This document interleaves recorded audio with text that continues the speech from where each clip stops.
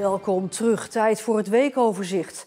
Het nieuws rond een stiekem filmende voetbaltrainer bij Zeeuwse voetbalclubs sloeg deze week in als een bom. Maar er gebeurde meer. Kijk mee. Van dag tot dag.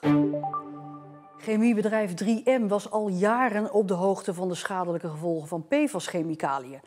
Maar ondanks die kennis bleven doorgaan met het lozen van de chemicaliën op de Westerschelde, zegt de Nederlandse Vissersbond op basis van interne documenten die ze in handen hebben.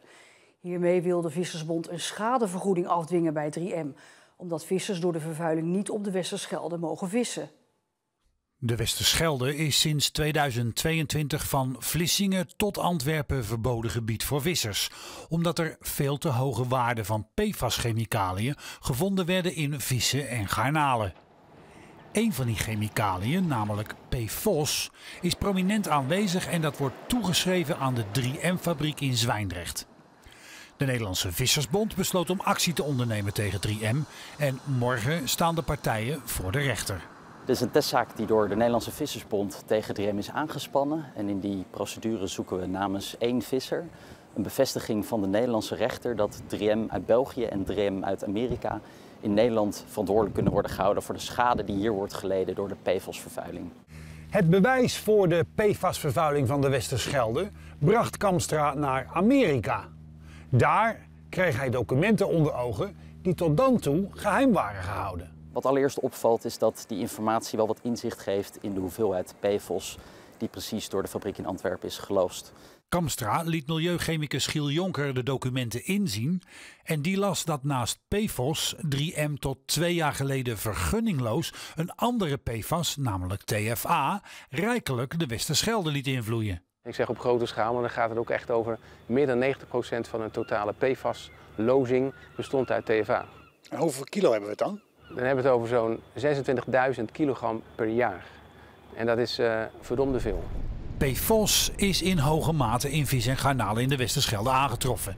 De documenten laten zien dat 3M 30 jaar geleden al op de hoogte was van de schadelijkheid van de stof. Dit zijn dossiers uit de jaren 90 en er was gewoon op dat moment al heel veel kennis. Desalniettemin is men doorgegaan met produceren. Ze hebben zelf normen vastgesteld om te kijken hoeveel PFAS kunnen we lozen in de rivier voordat het op korte en langere termijn schadelijk is voor vis. En ze stellen dan zelf ook vast, het staat letterlijk in die stukken, dat de vastgestelde normen de acceptabele normen overschrijden. Ondanks die wetenschap loosde 3M in een kwartaal in 2004 volgens Kamstra een enorme hoeveelheid PFOS. Er zit een rapportage in waaruit blijkt dat in het derde kwartaal van 2004 nog ongeveer 4,5 kilogram PFOS per dag in de Schelde terecht kwam. Maar we hebben het nog steeds over zo'n paar 100 kilogram per jaar en dat is toch steeds fors. Zeker voor een stof als PFOS, want die hoopt juist weer heel erg goed in vis en in garnalen. 3M zelf wil niet op camera reageren en beantwoordt onze vragen niet inhoudelijk. Ze houden het bij een statement.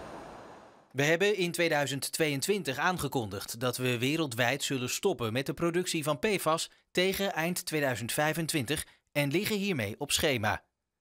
Sinds eind 2024 zijn alle PFAS-gerelateerde productieactiviteiten op de 3M-site in Zwijndrecht beëindigd.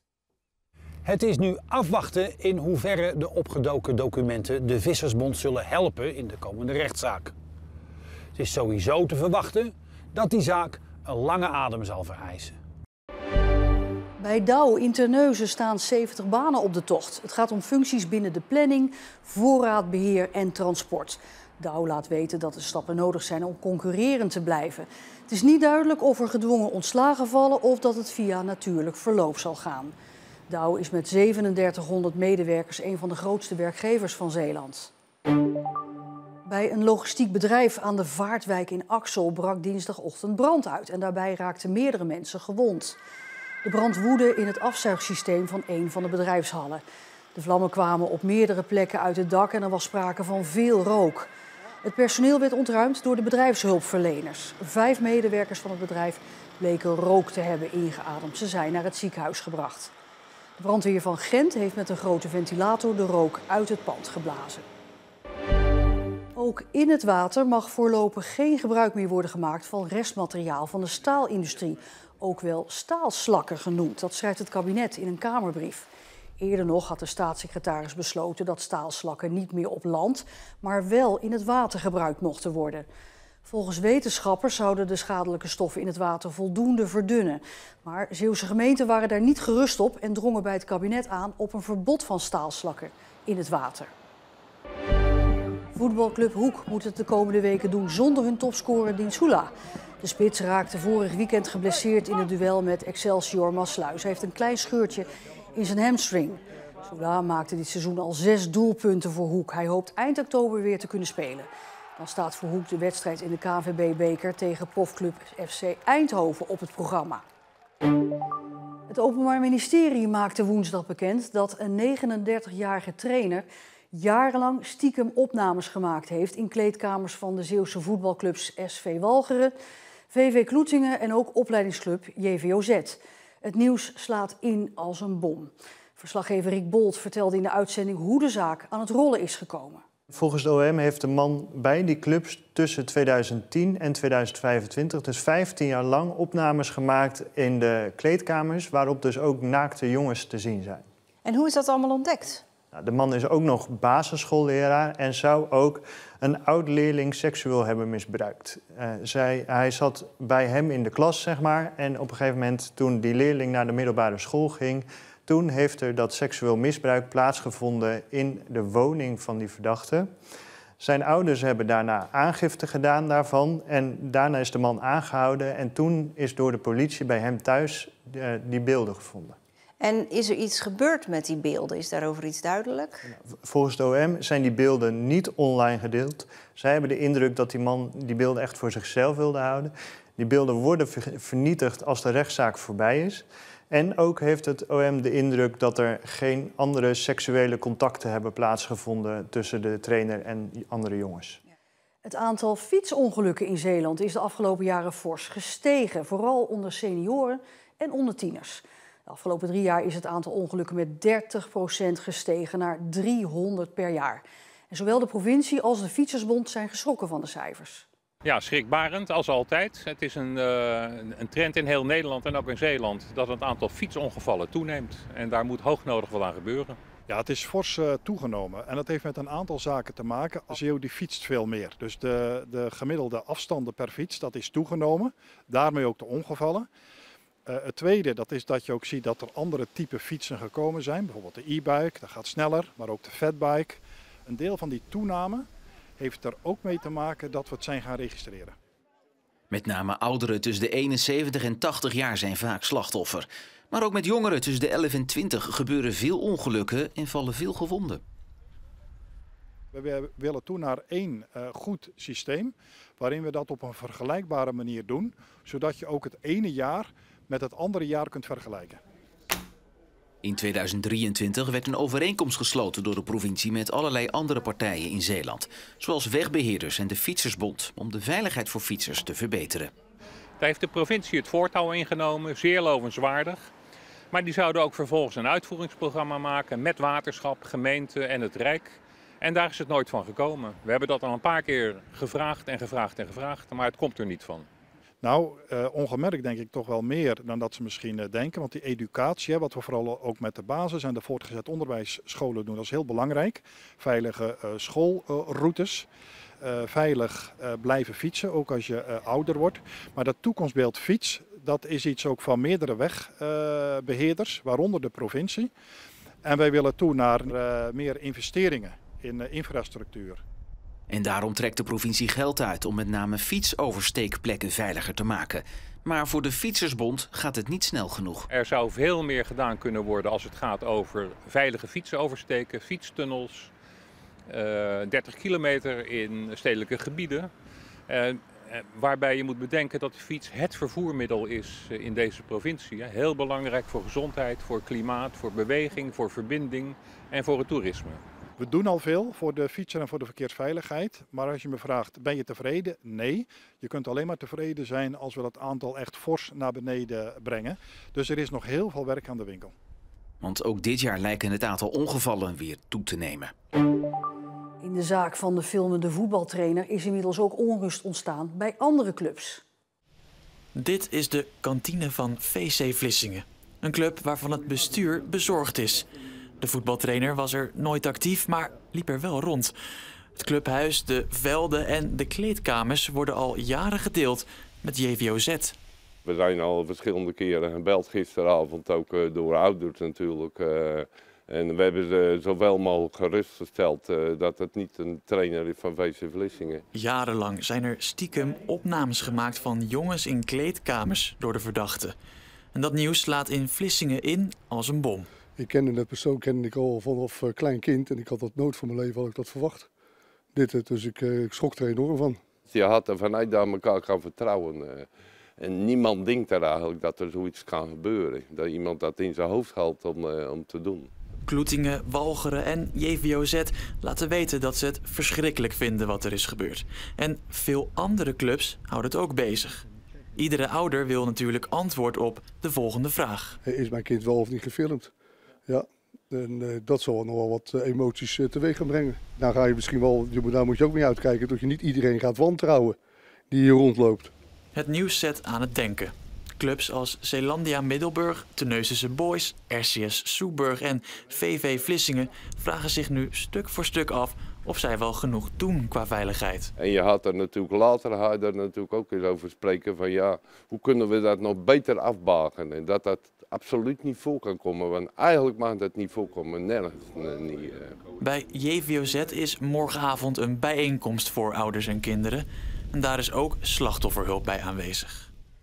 De 24-jarige Vlissinger die verdacht wordt van de moord op de 44-jarige Thomas bij de Jumbo in de wijk Papegaaienburg in Vlissingen heeft donderdag in de rechtbank verklaard dat hij handelde uit zelfverdediging. Zondag 22 juni werd Thomas op klaarlichte dag neergeschoten bij die supermarkt in Vlissingen. Die zondag in juni klinken rond het middaguur schoten hier bij het winkelcentrum Papegaaienburg. In het bijzijn van klanten en personeel wordt Thomas van dichtbij neergeschoten. De hulpdiensten doen wat ze kunnen, maar hij overlijdt ter plekke. De verdachte wordt nog dezelfde dag aangehouden. Hij is in het bezit van een vuurwapen. Het Openbaar Ministerie verdenkt hem van moord. Wat betekent dat ze ervan uitgaan dat hij met voorbedachte raden Thomas heeft neergeschoten. Volgens de advocaat van de verdachte zou de dodelijke schietpartij een geval van noodweer zijn.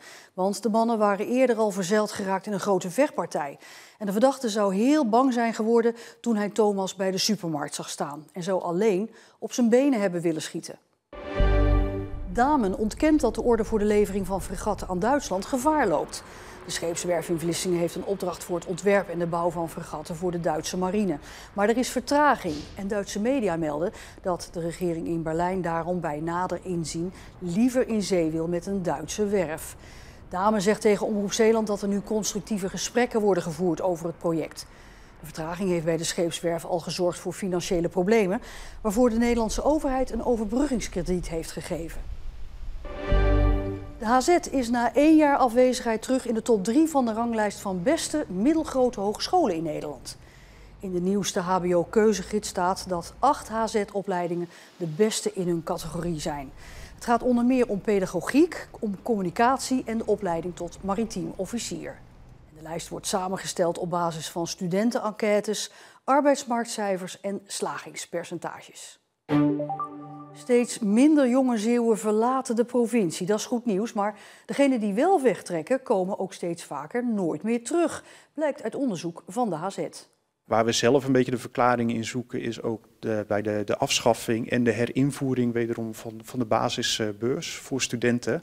Waardoor het dus ook inmiddels minder duur is om buiten de provincie weer te gaan studeren. Ondertussen probeert Zeeland het wel zo aantrekkelijk mogelijk te maken voor jonge Zeeuwen om toch terug te keren. Nou, wat we graag willen is dat er meer jongeren terug naar Zeeland komen. Want hier hebben we ook vacatures, hier hebben we mooie plekken om te wonen. En die jongeren dragen bij aan de Zeeuwse samenleving. Dus je hoopt dat je met allerlei ingrepen die jongeren weet te verleiden terug naar Zeeland te komen. Wel is het de vraag wat Zeeuwse ingrepen gaan uithalen. Omdat het onderzoek grotere ontwikkelingen noemt als reden van de verhuizingen. Ja, dat zijn dus inderdaad gewoon landelijke of internationale ontwikkelingen waar je in principe geen invloed op hebt. Het zijn besluiten die vanuit Den Haag worden genomen. Maar binnen die context kun je uiteraard wel kijken of dat je jongeren weet verder te binden en te boeien voor de regio. Aan wat voor ingrepen denkt u dan?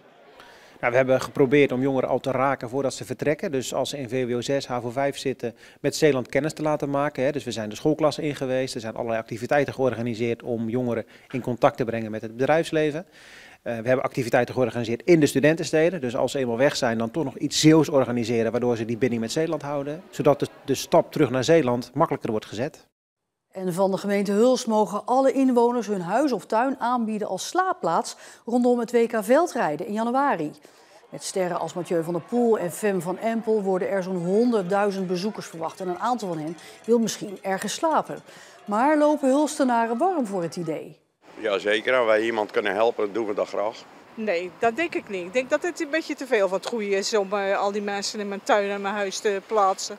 Nee, een beetje menselijk zijn en hoef je er geen geld voor te vragen. Ze zijn in ieder geval wel welkom en ze kunnen mee eten als ze willen natuurlijk. En voor de echte diehard is er natuurlijk de mogelijkheid om je tentje op te zetten in iemands achtertuin. Maar of je dat nou moet willen aan het einde van januari, dat is de vraag. En tot zover dit weekoverzicht. Straks na 8:00, na het nieuws, in plaats van het weekoverzicht een wedstrijdverslag van de kustmarathon vandaag. En meer sfeerbeelden vindt u in de loop van de avond ook op YouTube. Morgenochtend om 7 uur zijn we er al op radio en televisie bij de start van de wandelmarathon. Ik wens u nog een hele fijne zaterdagavond.